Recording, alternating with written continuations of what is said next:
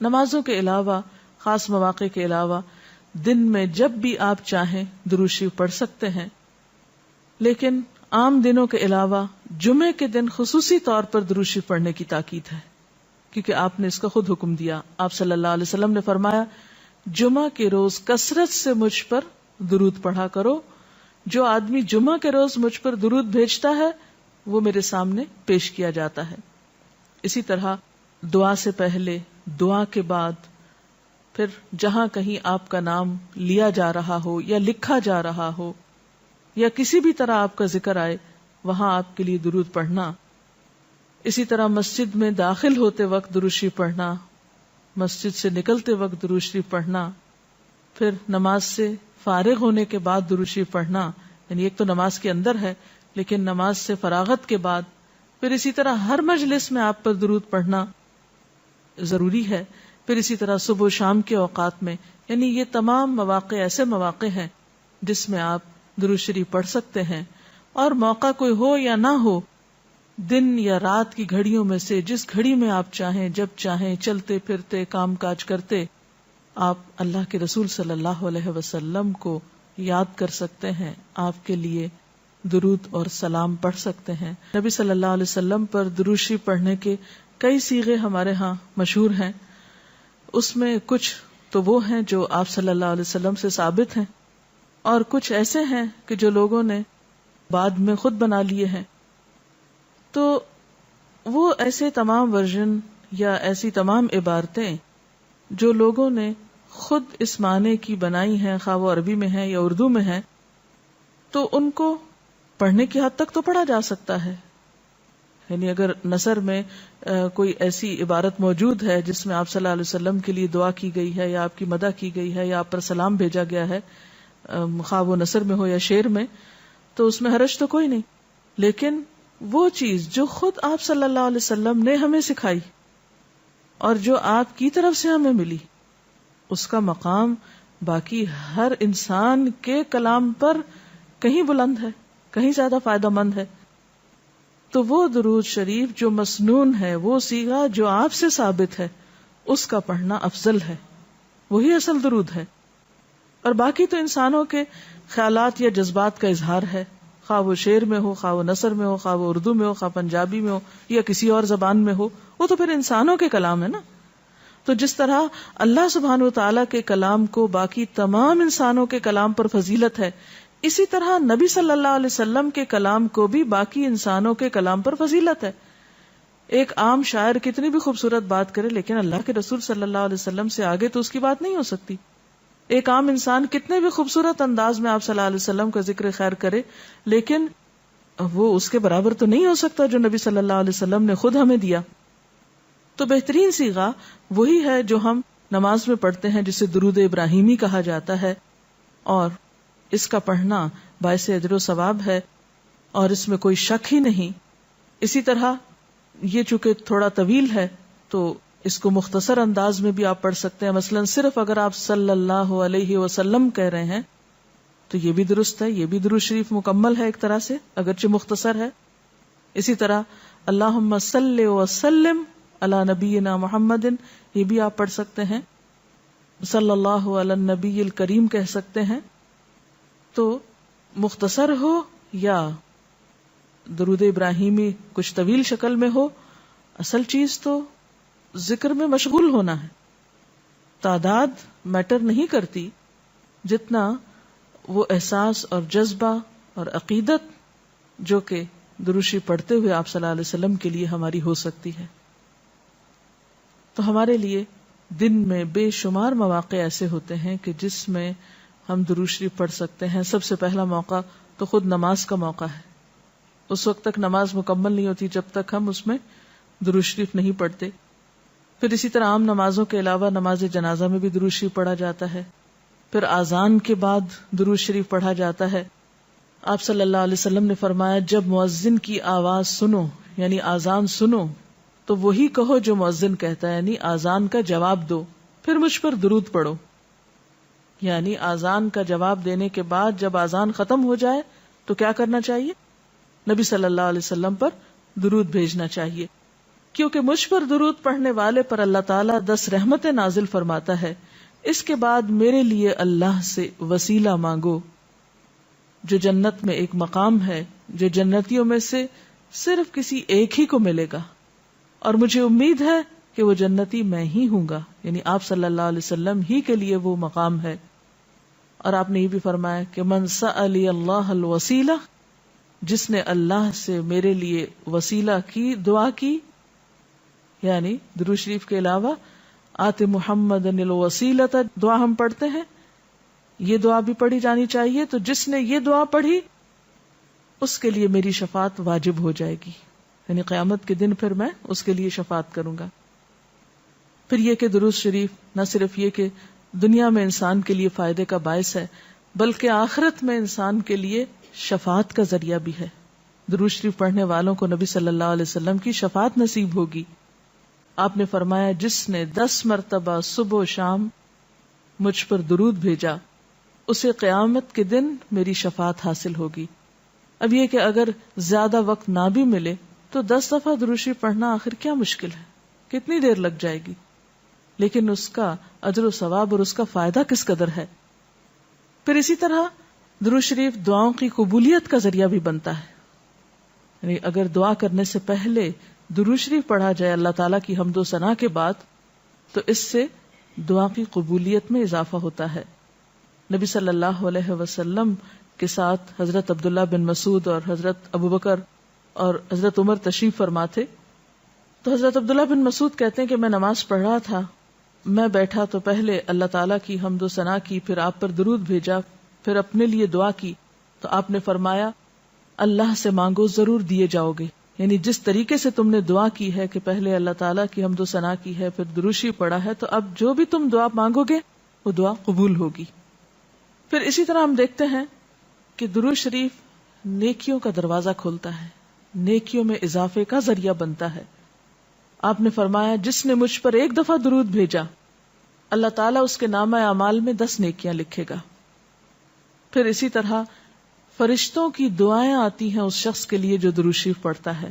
رسول اللہ صلی اللہ علیہ وسلم نے فرمایا جب تک کوئی مسلمان مجھ پر درود بھیجتا رہتا ہے اس وقت تک فرشتے اس کے لیے دعائیں رحمت کرتے رہتے ہیں. یعنی آپ درود شریف پڑھیں تو فرشتے آپ کے لیے دعا کرنے میں لگ جاتے ہیں. اب جو چاہے کم پڑھے اور جو چاہے زیادہ پڑھے، یعنی کتنی دعائیں چاہیے اس کو. دیکھیں ہم عام طور پر کتنا کہتے ہیں دوسروں سے کہ پلیز ہمارے لیے دعا کیجئے، ہمیں دعا میں یاد رکھیے، دوسروں کی ایک طرح سے منت سماجت کر رہے ہوتے ہیں. لیکن کتنا آسان طریقہ ہے فرشتوں کی دعائیں لینے کا کہ انسان درود شریف پڑھنا شروع کر دے. اور وہ شخص جو درود نہ پڑھے وہ صرف اپنے آپ ہی کو نقصان دیتا ہے. اس لیے کہ درود شریف نہ پڑھنا انسان کے بخیل ہونے کی علامت ہے. آپ صلی اللہ علیہ وسلم نے فرمایا جس کے سامنے میرا نام لیا جائے اور پھر وہ مجھ پر درود نہ پڑھے تو وہ بخیل ہے. اس سے یہ بات بھی پتہ چلتی ہے کہ اگر ہم خود درود شریف نہیں بھی پڑھ رہے لیکن اگر کوئی اور آپ کا ذکر خیر کر رہا ہے یا کوئی اور درود شریف پڑھ رہا ہے اور اگر وہ بلند آواز میں پڑھ رہا ہے تو ہمیں بھی آپ کا نام سنتے ہی دل میں درود شریف پڑھنا ہوگا. یہ بھی آپ کے ادب میں سے ایک ہے. اور قیامت کے دن اس شخص کے لیے جو درود نہ پڑھے، درود کا نہ پڑھنا حسرتوں کا باعث ہوگا.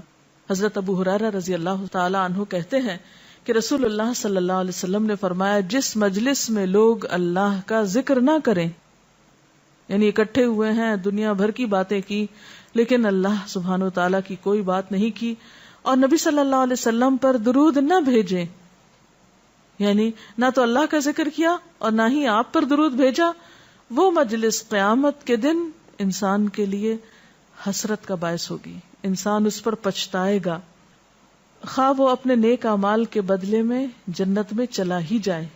یعنی ایک شخص جنت میں بھی پہنچ گیا لیکن اس کو ایسی مجلسوں پر حسرت ضرور ہوگی جس میں اس نے اللہ کا ذکر اور رسول اللہ صلی اللہ علیہ وسلم پر درود نہ بھیجا ہوگا.